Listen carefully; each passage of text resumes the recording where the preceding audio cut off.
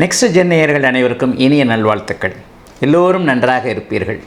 இப்பொழுது 2026 ஆனி மாதம் எப்படிப்பட்ட பலன்களை மேஷம் முதல் மீனம் வரையிலான 12 ராசிக்காரர்களுக்கு கொடுக்கும் அப்படிங்கிறத பார்க்கலாம்.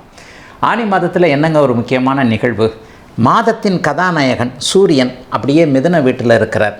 உண்மையை சொல்லப்போனால் இந்த மாதப்பிறப்பு, தமிழ் மாத பிறப்பு எல்லாமே சூரியனை அடிப்படையாக கொண்டது. சூரியன் முதல் நாள் வரும்போது ஒரு மாதம், அந்த மாத கடைசி முடிந்த 30வது நாள் 31வது நாள் முடியும் போது அடுத்த மாதம் பிறக்கும்.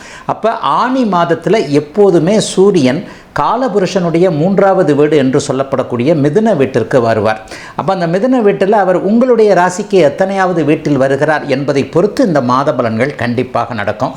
சூரியன் எப்போவுமே 3, 6, 10, 11ஆம் இடங்களுக்கு வரும் பொழுது உங்கள் ராசிக்கு 3, 6, 10, 11ஆம் இடங்களில் வரும்போது உபசய ஸ்தானங்கள்னு சொல்லுவோம். வெற்றியை கொடுக்கக்கூடிய இந்த ஸ்தானத்தில் 3, 6, 10, 11 வரும் பொழுது மிகப்பெரிய நல்ல பலன்களை கண்டிப்பாக செய்வார். இந்த மாதம் செவ்வாயுடைய மாற்றமும் நடக்குதுங்க.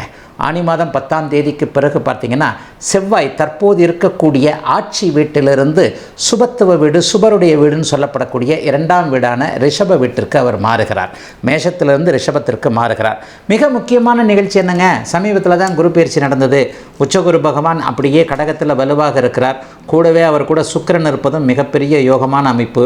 சனியால் துன்பப்பட்டு கொண்டிருக்கக்கூடிய விரயச்சனி, அஷ்டமச்சனி, கண்டச்சனி, அர்த்தாஷ்டமச்சனின்னு சனியால் துன்பப்பட்டு கொண்டிருக்கக்கூடியவர்கள் எல்லாரையுமே ஆறுதல் படுத்துகின்ற விதமாக இந்த சனிக்கு உச்சகுருவின் பார்வை கிடைப்பது என்பது சனியுடைய வாழை சுருட்டி வச்சுக்கிட்டு கொஞ்சம் இருக்கக்கூடிய ஒரு தன்மை. ஆக பெரும்பாலும் ஒரு நல்ல அமைப்புகள் தான் இருக்குது. மாதாந்திர கிரகங்கள்னு சொல்லப்படக்கூடிய புதனும் சுக்கிரனும் ஓரளவிற்கு நல்ல அமைப்பிலே இருக்கிறாங்க. மாத ஆரம்பத்தில் மிதுனத்தில் புதன் இருந்தாலும் கூட அதற்கப்புறம் அப்படியே வக்ரகதியில் கடகத்திலும் அதற்கு பிறகு மீண்டும் மிதுனத்திலேயுமே இருக்கக்கூடிய தன்மைகள் இருக்கின்றன. ராகு கேதுக்களை சொல்லவே வேண்டாம், அவங்களுக்கு வக்ரகதியே கிடையாது. இப்போது கும்பத்திலும் சிம்மத்திலும் இருக்கக்கூடிய ராகு கேதுக்கள் டிசம்பர் மாதம் முதல் வாரம் வரைக்குமே அதே இடத்திலேயே இருப்பாங்க. ஆக ஒரு 12 ராசிக்காரர்களுக்கும் கெடுபலன்களை, சாதகமற்ற பலன்களை அப்படி நடக்கும், இப்படி நடக்கும், இந்த மாதிரி ஆகிடுவீங்க, அந்த மாதிரி ஆகிடுவீங்கன்னு சொல்லக்கூடிய அளவில் நிச்சயமாக மாற்றங்கள் இல்லைங்க. செவ்வாயுடைய மாற்றம் நன்றாகவே இருக்கிறது. மாத பயிற்சியில் மிதுன வீட்டிற்கு சூரியன் போவதும் உச்சகுருவானவர் ஒரு நிலையில் சுக்கிரனோடு சேர்ந்திருப்பது, புதனோடு சேர்ந்திருப்பது, அதன் பிறகு சனியை பார்ப்பது என்பது ஒரு மிகுதியான நல்ல அமைப்புகளை, கல்வி சார்ந்த அமைப்புகளை நல்ல இதை கொடுக்கும். மாணவர்களுக்கெல்லாம் கொஞ்சம் ஓரளவுக்கு படிப்பில் கொஞ்சம் அக்கறை வரும். அடப்போங்க சார், எந்த காலத்தில் சார் மாணவர்கள் படித்தாங்கன்னு கேட்குறீங்களா? ஆயினும் ஒரு காலகட்டத்திற்கு பிறகு தன்னுடைய எதிர்காலத்தை பற்றி இளைய பருவத்தினர், சிறார் பருவத்தில் இருக்கக்கூடியவர்களுக்கு கொஞ்சம் அக்கறை வரும் இல்லையா? அந்த அக்கறை இந்த ஆனி மாதத்திலேயே வருங்க.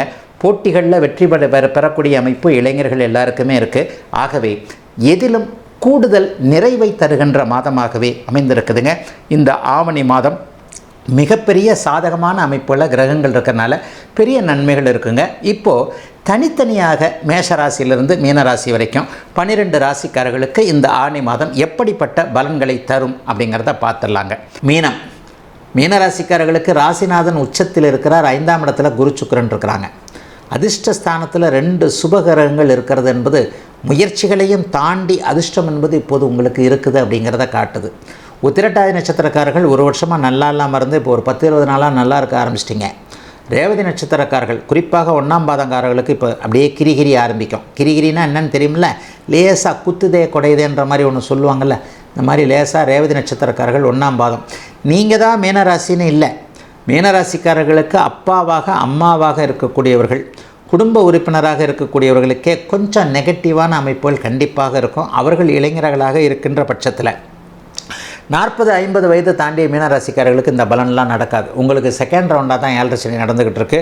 ராசிநாதன் வலுவாக இருக்கிறது மிகப்பெரிய யோகம். எதையும் சமாளிப்பீங்க.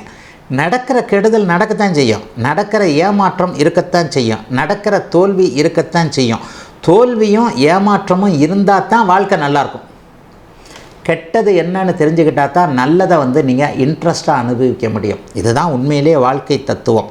சனி பகவான் 7.5 சனி காலகட்டங்களையும் அஷ்டமச்சனி காலகட்டங்களையும் ஒரு மனுஷனை நம்ப வச்சு ஏமாத்துறது, நம்ப வச்சு கழுத்து இருக்கிறது, அதற்கு பின்னால் வரக்கூடிய வாழ்க்கையை நல்ல விதமாக அனுபவிக்கத்தான் அப்படிங்கிறதாங்க உண்மை.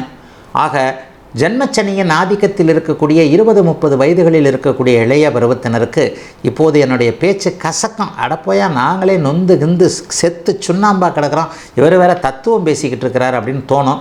ஆனால் வாழ்க்கையின் பிற்பகுதியை நல்ல விதமாக அனுபவிக்க கடமைப்பட்ட அத்தனை மீனராசிக்காரர்களுக்கும் இப்போது நடக்கக்கூடிய சோதனைகள் ஒரு படிக்கட்டுகளாகவே உங்களுக்கு இருக்குன்றதுனால தங்கம் சுடத்தான் தங்கம் பொலிவு வரும்னு சொல்லுவாங்க. நெருப்பை வச்சு அப்படியே பண்ணால் தான் பல மஞ்சள் கலரில் தங்கம் வரும். அது இப்போது மீனராசிக்கார இளைஞர்களுக்கு நடந்துக்கிட்டு இருக்கு. நடுத்தர வயது தாண்டியவர்களுக்கு வியாபாரம் நல்லாயிருக்கும், தொழில் நல்லாயிருக்கும், கௌரவம் நல்லாயிருக்கும், சாமி கும்பிடுவீங்க, குலதெய்வ கோயிலுக்கு போவீங்க, ரிஷிகேஷ் வடமாநில யாத்திரை அல்லது 108 திவ்ய தேச தரிசனம், சித்தர்கள் தரிசனம் அல்லது விருப்பப்பட்ட புனித ஸ்தலங்களுக்கு போகக்கூடிய வாய்ப்புகள் இதெல்லாம் இப்போது நடக்கும். ஏன்னா ராசியில் இருக்கக்கூடிய சனியை உச்சகுரு பார்க்குறார். ஆன்மீக எண்ணங்கள் அதிகமாகும். இப்போ தான் தவம், தியானம், யோகா போன்ற பயிற்சி மையங்களில் ஈடுபாடுகள் வரக்கூடிய தன்மை, வியாபாரத்தில் ஓரளவிற்கு நல்ல நம்பிக்கையான உதவியாளர்கள் கிடைக்கக்கூடிய அமைப்பு, சோஷியல் மீடியாக்களில் நல்ல பேர் எடுக்கக்கூடிய அமைப்பு, சிலருக்கு அதிகார பதவி கிடைக்கக்கூடிய அமைப்பு, அந்தஸ்து, கௌரவம் போன்றவைகள் கிடைக்கக்கூடிய அமைப்பெலாம் நடுத்தர வயது தாண்டியவர்களுக்கு சர்வ நிச்சயமாக இருக்குங்க. பெண்களுக்கு குழந்தைகளை பற்றிய கவலைகள் விலகும், பாக்கியங்கள் கிடைக்கும். இதுவரைக்கும் ஆணாதிக்கத்தால் கவலைப்பட்டு கொண்டிருந்த பெண்களுக்கு ஆணை அடக்கி ஆள்வதற்கான சந்தர்ப்பங்கள் கிடைக்கக்கூடிய நல்ல மாதமாகவே அமைஞ்சிருக்குங்க. சுக மாதமான ஆனி மாதம் மீனராசிக்காரர்கள் எல்லோருக்கும்.